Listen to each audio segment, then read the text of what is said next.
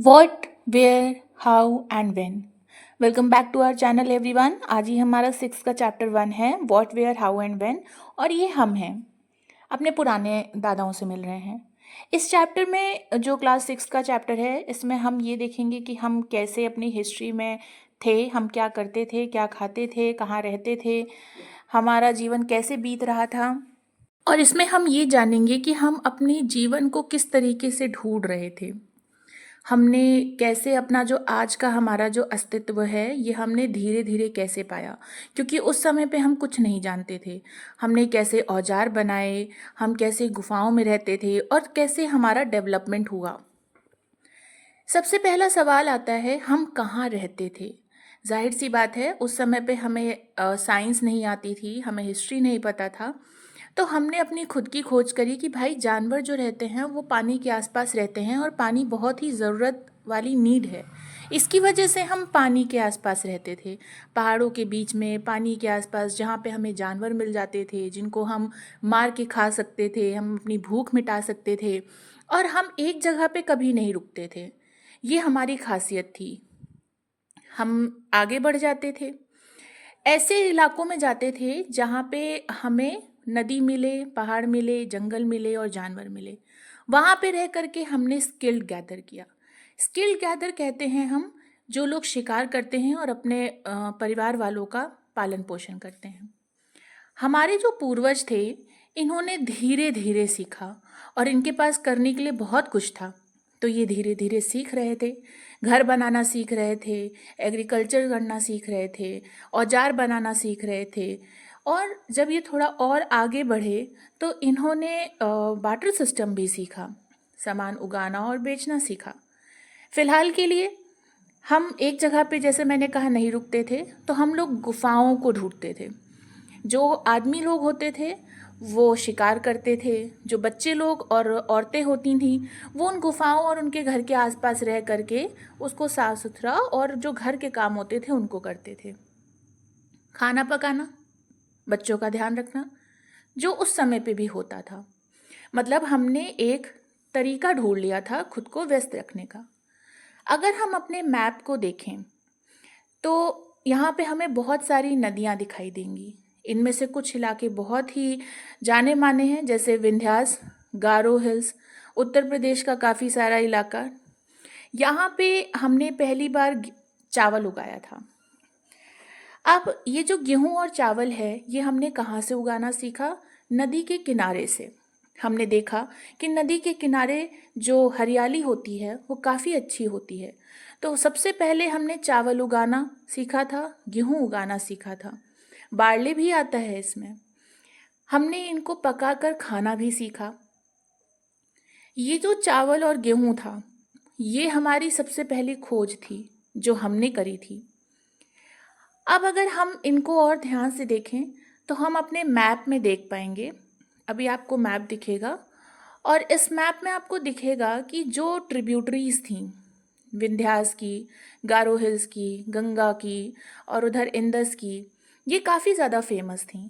आप अपने मैप में भी देख सकते हो, विंध्यास बहुत ज़्यादा इम्पॉर्टेंट रहा है आपके पुराने हिस्टोरिकल फीचर्स में। अगर हम देखें तो इंदस नदी में देखेंगे, जैसे आज इंदस नदी बनी है वैसी ही थी, कुछ अलग नहीं था।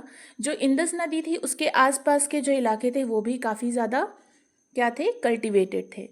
ये हमने पहले बता चुके हैं अपने पहले वीडियोस में कि जो हमारे रिवर के किनारे का एरिया होता है वो काफ़ी ज़्यादा फर्टाइल होता है।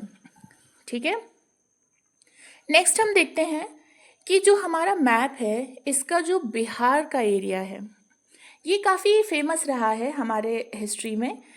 इस एरिया में गारो हिल्स जो हैं, जो गारो हिल्स की तरफ अगर हम जाते हैं उड़ीसा की तरफ, तो वहाँ पे भी चावल उगाया जाता था। बहुत फेमस था वो एरिया भी ब्रह्मपुत्र नदी की वजह से। और जो हमारे इधर बिहार का जो एरिया है इधर साइड, और जो हमारा उधर पंजाब का तरफ का जो एरिया है, ये फेमस थी अपने ट्रिब्यूटरीज की वजह से। अब बताओ ट्रिब्यूटरीज क्या होती हैं, अभी मैं आगे बताऊंगी इस वीडियो में।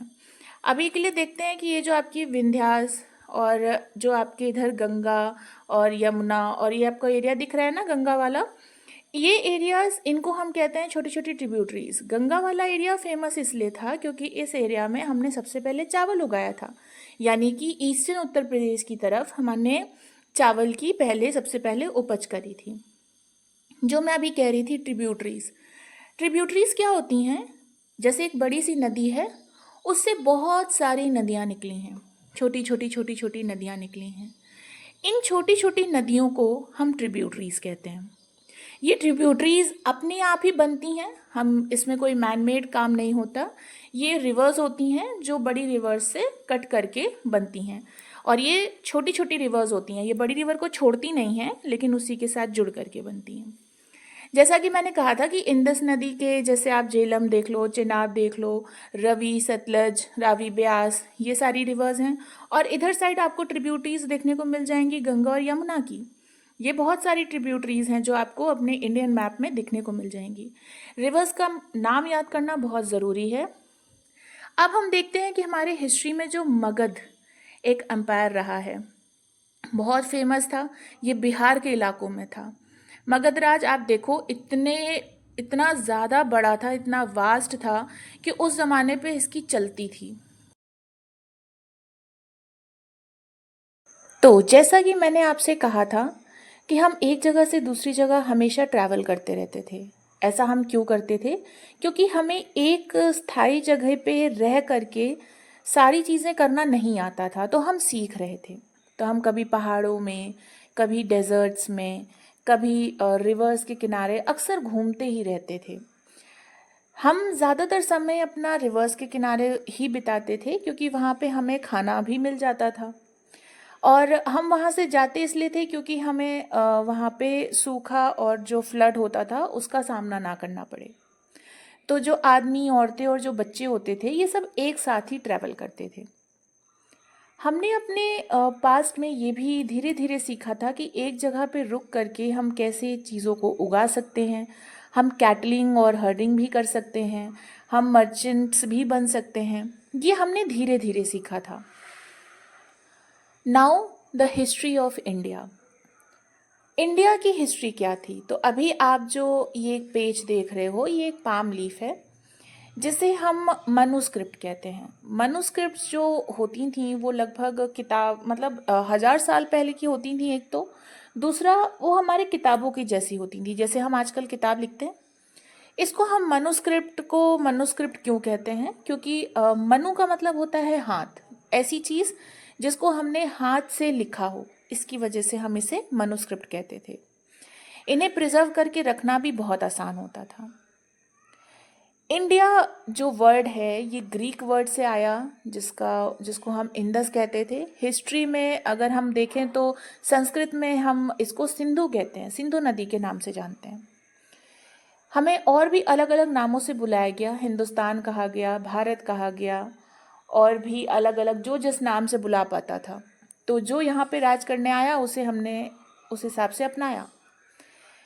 हिस्टोरियंस ने हमें इंस्क्रिप्शंस दिए। इंस्क्रिप्शंस जो हैं वो हमारी हिस्ट्री है, जो हमें ये बताती है कि हमारे पास्ट में क्या चलता था, और उनका एक ये जरिया था हम तक पहुंचाने का। आर्कियोलॉजिस्ट किसको कहते हैं? जो लोग पास्ट के बारे में पढ़ाई करते हैं, जो पास्ट के बारे में सीखते हैं, उन्हें हम आर्कियोलॉजिस्ट कहते हैं।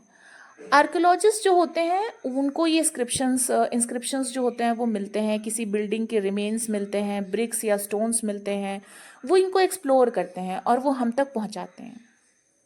पास्ट, अभी तक हम पास्ट के बारे में ही बात कर रहे हैं, जो बहुत खूबसूरत था, शायद बहुत बदला हुआ भी था, बहुत अलग अलग फेज थे पास्ट के। What do dates means? तारीख का क्या मतलब होता है? हम जैसे थे से लेकर के हम जो आज हैं, यही तारीख होती है। अब जिस कैलेंडर को हम फॉलो करते हैं, हम उसे बर्थ ऑफ क्राइस्ट के हिसाब से फॉलो करते हैं। बर्थ ऑफ क्राइस्ट के क्या मतलब हुआ? जो जीसस क्राइस्ट थे क्रिश्चियन के, उनके जन्म के पहले से और जन्म के बाद के हिसाब से हम कैलेंडर फॉलो करते हैं। बीसी और एडी। बीसी होता है आपका बिफोर क्राइस्ट, यानी वो समय जो पैदा होने से पहले हम फॉलो करते थे, और एडी यानी अन्नो डोमिनी, यानी कि क्राइस्ट के पैदा होने के बाद जो समय हम आज फॉलो करते हैं।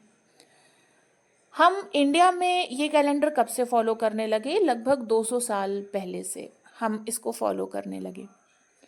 हम अपना कैलेंडर क्यों नहीं फॉलो करते? क्योंकि हमारे ऊपर शासन किसी और का था। हम चाहें तो आज अपना कैलेंडर फॉलो कर सकते हैं, लेकिन हमारे कैलेंडर के हिसाब से काफ़ी कुछ बदलाव हो जाएगा। जैसे जो इनका कैलेंडर है वो 1 जनवरी से शुरू होता है, लेकिन हमारा कैलेंडर अराउंड 28-29 मार्च यानी नवरात्रि के शुरुआत से शुरू होता है, और हमारी सारी चीज़ें बदल जाएंगी। तो यहाँ पे हमारा चैप्टर एंड हो गया। अगर आपको कुछ ना समझ में आया हो तो कमेंट करिएगा। Okay, bye bye.